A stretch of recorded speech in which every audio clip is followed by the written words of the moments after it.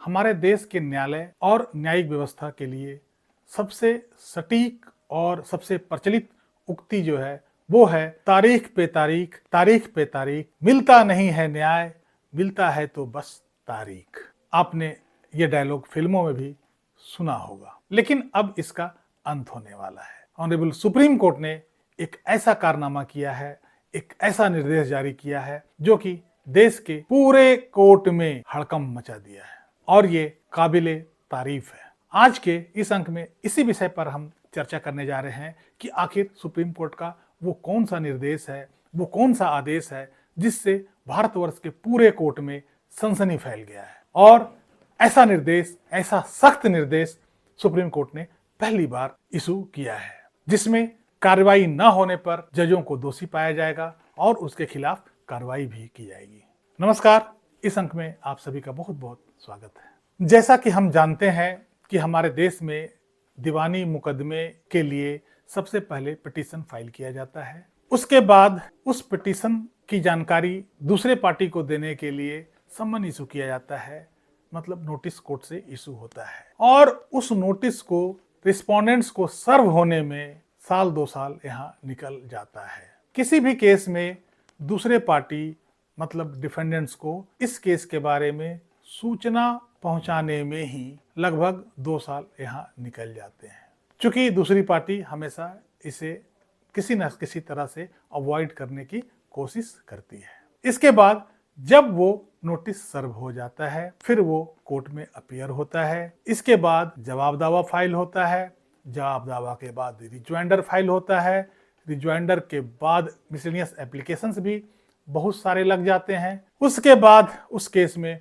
Issue frame होता है, issue frame होने के बाद उसमें गवाही होती है, जिरह होता है, तब जाकर के वो केस फाइनल हियरिंग में पहुंचता है और इसके बाद उसमें फाइनल जजमेंट होता है, उस केस में फाइनल आदेश पास होता है। इतनी लंबी प्रक्रिया में लगभग 5 साल, 6 साल, 7 साल, 8 साल, 10 साल, 15 साल भी लग जाते हैं। जब ट्रायल कोर्ट से यह आदेश पास होता है उसके बाद इसकी अपील, अब अपील में भी 2-4-5 साल लग जाते हैं। ऐसे में किसी भी केस को डिसाइड होने में लगभग 10 साल से ऊपर लग जाते हैं। जब इस केस में अपील फाइल हो जाता है तो जो ट्रायल कोर्ट का जो ऑर्डर है उसको एग्जीक्यूट नहीं कर सकते हैं, क्योंकि उस पे स्टे लग जाता है। और जब अपील डिसाइड होता है उसके बाद इस केस में एग्जीक्यूशन फाइल हो सकता है या एग्जीक्यूशन की प्रोसीडिंग चल सकती है। अब केस का एग्जीक्यूशन पिटीशन जब फाइल किया जाता है तो उसमें भी काफी लंबा समय लग जाता है। एग्जीक्यूशन पिटीशन एक तो सेपरेटली फाइल करना होता है और लगभग उसमें भी उतना ही समय लग जाता है।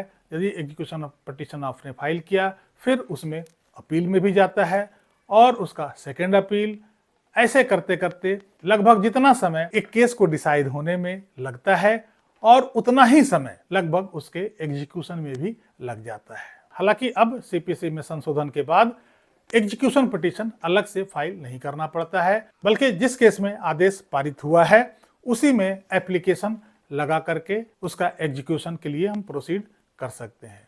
लेकिन उसमें एप्लीकेशन तो लगाना ही पड़ता है और उस एप्लीकेशन के खिलाफ भी आप उसका अपील फाइल कर सकते हैं। इसमें समय तो जाया होता ही है। इसी तरह का एग्जीक्यूशन का एक अपील चलते चलते सुप्रीम कोर्ट के पास पहुंचा। यह एग्जीक्यूशन पिटीशन जिस केस में फाइल किया गया था वो केस ओरिजिनली 1986 का था, मतलब इस केस का ओरिजिनल पिटीशन 1986 में फाइल किया गया था और उस केस में 2006 में फाइनल निर्णय आया, फाइनल आदेश उसका 2006 में पास हुआ। मतलब 20 साल लगे उस केस को डिसाइड होने में। उसका एग्जीक्यूशन पिटीशन सुप्रीम कोर्ट में घूमते घूमते अभी पहुंचा था। सुप्रीम कोर्ट ने कहा कि 20 साल तो इस केस को डिसाइड होने में लगे, डिसीजन के बाद भी 20 साल हो गए, यह ऑर्डर, यह आदेश अभी तक एग्जीक्यूट नहीं हो पाया है। ये बड़ा आश्चर्य की बात है। जबकि सुप्रीम कोर्ट ने कहा कि मैंने 2020 के बाद इतने सारे निर्देश जारी किए हैं कि 6 महीना के भीतर सारे ऑर्डर एग्जीक्यूट हो जाना चाहिए, एग्जीक्यूशन पिटीशन का डिस्पोजल होना चाहिए। इसके बावजूद भी 20 साल से पेंडिंग है यह एग्जीक्यूशन पिटीशन। ये बहुत आश्चर्यजनक बात है। सुप्रीम कोर्ट ने इस केस में तुरंत यह आदेश दिया कि 2 महीने के भीतर इस आदेश का एग्जीक्यूशन हो और इसमें चाहे जिसकी मदद लेना हो, चाहे पुलिस की लेना हो या किसी और विभाग की मदद लेना हो, वहां से आप मदद ले सकते हैं। लेकिन ये 2 महीना के अंदर यह आदेश एग्जीक्यूट होना चाहिए, यह एग्जीक्यूशन पिटीशन डिस्पोज ऑफ होना चाहिए। ये तो थी इस केस की बात। इसके बाद का जो सुप्रीम कोर्ट ने आदेश दिया वो बहुत ही ज्यादा महत्वपूर्ण है। सुप्रीम कोर्ट ने इस बार इतनी सख्ती अपनाई है कि देश के पूरे अदालत को निर्देश दिया है कि जिस भी अदालत में जितने भी एग्जीक्यूशन ऑर्डर पेंडिंग है, जितने भी केस में फाइनल ऑर्डर पास हो गया है, उन सभी आदेश का, उन सभी डिक्री का, उन सभी ऑर्डर का 6 महीने के अंदर डिस्पोजल होना चाहिए। 6 महीने के अंदर वो सारी डिक्री एग्जीक्यूट होना चाहिए। और केवल इतना ही नहीं, बल्कि उन्होंने ये भी कहा कि यदि किसी कोर्ट में 6 महीने से अधिक कोई एग्जीक्यूशन पिटीशन पेंडिंग रहा तो वो न्यायिक अधिकारी दोषी माना जाएगा और उस पर सख्त कार्रवाई की जाएगी। इसलिए इस बार कोई भी एग्जीक्यूशन पिटीशन 6 महीना से अधिक पेंडिंग नहीं होना चाहिए। सारे एग्जीक्यूशन पिटीशन का निपटारा 6 महीने का भीतर हो जाना चाहिए। ऐसा सख्त आदेश सुप्रीम कोर्ट मुझे लगता है कि पहली बार दिया है और ये देश की पूरी अदालत में हड़कंप मचा दिया है। पहली बार ऑनरेबल सुप्रीम कोर्ट ने भारत के मर्म को समझा है और इससे भारत के लाखों लोगों को फायदा मिलने वाला है। जो बरसों से एग्जीक्यूशन पिटीशन पेंडिंग है, उनका सबका निपटारा 6 महीने के भीतर हो जाना है।